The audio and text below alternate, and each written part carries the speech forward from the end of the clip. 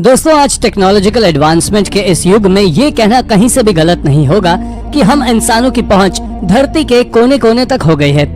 लेकिन इसके बावजूद भी इस दुनिया में आज भी कुछ ऐसी रहस्यमय जगहें मौजूद हैं जहां जाना तो दूर, किसी ने उनके बारे में सुना तक नहीं है। तो चलिए जानते हैं इन्हीं अनसुनी रहस्यमय जगहों के बारे में हमारी इस वीडियो के जरिए। नंबर 10, मुरुड जंजीरा। दोस्तों, मुरुड जंजीरा हमारे भारत में ही मौजूद एक ऐसा प्राचीन किला है जिसकी हिस्ट्री और मिस्ट्री दोनों ही काफी ज्यादा इंटरेस्टिंग है और जिसके चलते ही ये पिछले कुछ समय से टूरिस्ट हॉटस्पॉट बना हुआ था। आपको बता दें कि इसके ऊपर पोर्तुगीज और ब्रिटिश पहले हमला भी कर चुके हैं और ये सब 15वीं सेंचुरी में हुआ था। अगर इसके इतिहास को देखें तो आप जानकर चौंक जाने वाले हैं कि इस किले को फिशरमैन्स के द्वारा समुद्री डाकुओं से बचने के लिए बनाया गया था और इस किले में न केवल ऊंची ऊंची दीवारें थीं, बल्कि इसके साथ ही उस किले में तोपों का भी इस्तेमाल किया गया था। इसके बारे में ऐसा मानना है कि जब ये किला बना था तब इस किले में कुल 572 कैनन्स मौजूद थे, लेकिन आज के समय केवल 3 कैनन्स ही बचे हुए हैं। इसके साथ ही इसमें कई रॉयल पैलेस, मस्जिद, नोबलमेन्स हाउसेस, ग्रेनरीज और अंडरग्राउंड टनल्स भी मौजूद हैं। Number 9, the world oldest war memorial. ये बात 3rd मिलेनियम बीसी की है, जब 30 बॉडीज को यूफ्रेट्स रिवर के पास एक बरियल माउंट पर दफनाया गया था और वही जगह आज ताल बनात के नाम से जानी जाती है और उन मॉन्यूमेंट्स को व्हाइट मॉन्यूमेंट्स के नाम से भी जाना जाता है जो आज सीरिया में मौजूद है। आपको बता दें कि इसके बारे में रिसर्चर्स का ऐसा मानना है कि जो भी लोग वहां रहा करते थे, ये उनके द्वारा उनके सैनिकों के सम्मान में बनाया गया एक मॉन्यूमेंट है।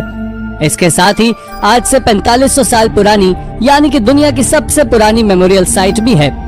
इस साइट का पहली बार एक्सकेवेशन 1980 से 1990 के दशक के बीच किया गया था, जिससे इसके बारे में ये पता लगा कि ये दुनिया का सबसे पुराना बरियल माउंट है।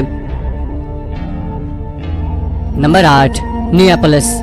365 एडी में एक बहुत भयानक सुनामी जाकर नॉर्थ अफ्रीका के कोस्ट से टकराई थी, जिसे आज हम ट्यूनीसिया के नाम से जानते हैं और इस सुनामी के कारण रोमन्स के द्वारा बनाई गई सभी नियापोलिस पोर्ट सिटी पूरी तरह तबाह हो गई थी। दरअसल इसके बारे में आर्कियोलॉजिस्ट को हाल ही में जानकारी लगी है, जो कि एमियन मार्सेलन नाम के एक हिस्टोरियन के कारण पॉसिबल हो पाया है, जिन्होंने अपने नोट्स में लिखा था कि यह सुनामी न केवल नियापोलिस पोर्ट सिटी से बल्कि क्रेट और इजिप्ट के पोर्ट पर बनी अलेक्जेंड्रिया नाम की सिटी से भी टकराई थी। इस रिटन नोट पर हिस्टोरियंस का कहना है कि इस बात को झूठा नहीं कहा जा सकता, क्योंकि नियापोलिस नाम की इस एंशिएंट सिटी के बारे में बहुत कम डिटेल्स हैं। इस सिटी के बारे में ऐसा कहा जाता है कि ये एक कार्थेज सिटी थी, लेकिन तीसरे प्यूनिक वॉर यानी कि 149 से 146 बीसी के बीच हुए एक युद्ध के बाद से ये रोमन्स के कब्जे में चली गई और उसके बाद बाढ़ ने इसे पूरा तबाह कर दिया। Number 7, Sistine Chapel of the ancient. ये बात आज से करीब 12,000 साल से भी ज्यादा पुरानी है, जब साउथ ईस्टर्न कोलंबिया में रहने वाले पहले लोगों ने 8 मील के एरिया में मौजूद क्लिफ्स पर 10,000 से ज्यादा पेंटिंग्स बनाई थी। इनमें से जिन पेंटिंग्स को साधारण तौर पर समझा जा सकता है वो आइस एज के जानवरों को दर्शाती है, जिसमें मैस्टोडॉन्स, जायंट स्लॉथ्स, कैमेलिड्स और हॉर्सेस भी शामिल हैं। और तो और इन पेंटिंग्स में हंटिंग सीन्स और कुछ जियोमेट्रिक शेप्स भी शामिल हैं। इस जगह को आज Sistine Chapel of the ancient नाम से जाना जाता है और ये रेड ऑकर के द्वारा बनाई गई पेंटिंग्स हैं जो आज तक सरवाइव कर रही हैं। इसके साथ ही ये पूरे अमेरिका का भी सबसे बड़ा रॉक का कलेक्शन है।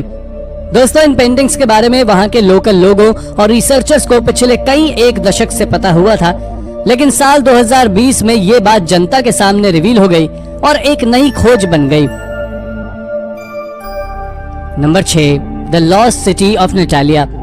राबाना माकुली से एक बहुत प्राचीन शहर है जो कि कुर्दिस्तान में एक वैली पर बना हुआ है और उसके साथ ही ये चारों ओर से पहाड़ों से घिरा हुआ है। अगर इसके इतिहास की बात करें तो इसकी हिस्ट्री पार्थियन एम्पायर के समय की है, जिन्होंने इस जगह पर 247 बीसी से लेकर 224 एडी तक राज किया और हाल ही में आर्कियोलॉजिस्ट ने इस सिटी को खोज निकालने का दावा किया है। आपको बता दें कि आर्कियोलॉजिस्ट का कहना है कि उन्होंने इराक से हाल ही में कुछ कार्व्ड रॉक खोजे हैं, एक सेटलमेंट खोजा है जिसमें 2 एंट्रेंस गेट हैं। इसके साथ ही आर्कियोलॉजिस्ट को वहां से कुछ कार्विंग्स ऐसी मिली है जो पार्थियन किंगडम के रूलर एडियाबेन को डेडिकेटेड है, जिसके बारे में रिसर्चर्स का कहना है कि ये कोई और जगह नहीं बल्कि नेशनल की खोई हुई सिटी है। हालांकि अब तक आर्कियोलॉजिस्ट इस बात से पूरी तरह संतुष्ट नहीं है कि ये वही सिटी है जिसे वो सोच रहे हैं। इसी कारण से ये रहस्यमय बनी हुई है। Number 5, Shimao. ये खोज चाइना के स्ट्रेच ऑफ लैंड की है, जहां कुछ रिसर्चर्स ने कई अजीब तरह की डिस्कवरीज को अंजाम दिया है। दरअसल ये पूरा इलाका हिल रेंजेस से घिरा हुआ है और इसमें से कुछ area great wall of China के अंडर में भी आता है और कुछ खोजें तो the great wall of China के करीब भी की गई हैं।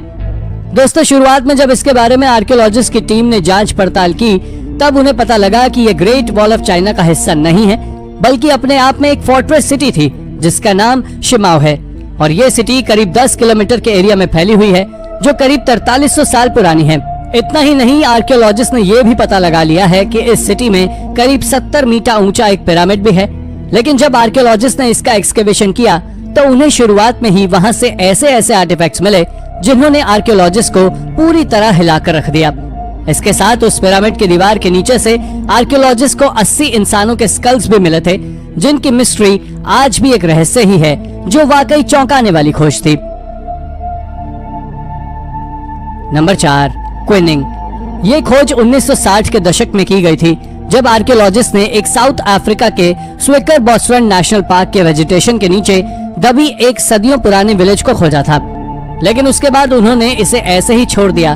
पर साल 2012 में ड्रोन टेक्नोलॉजी से इसे देखा गया तो पता लगा कि यह शहर तो रिसर्चर्स के अनुमान से काफी ज्यादा बड़ा है, जिसके चलते साल 2019 में रिसर्चर्स ने वहां लाइडर टेक्नोलॉजी का इस्तेमाल कर न जाने कितने और स्ट्रक्चर्स को खोजा।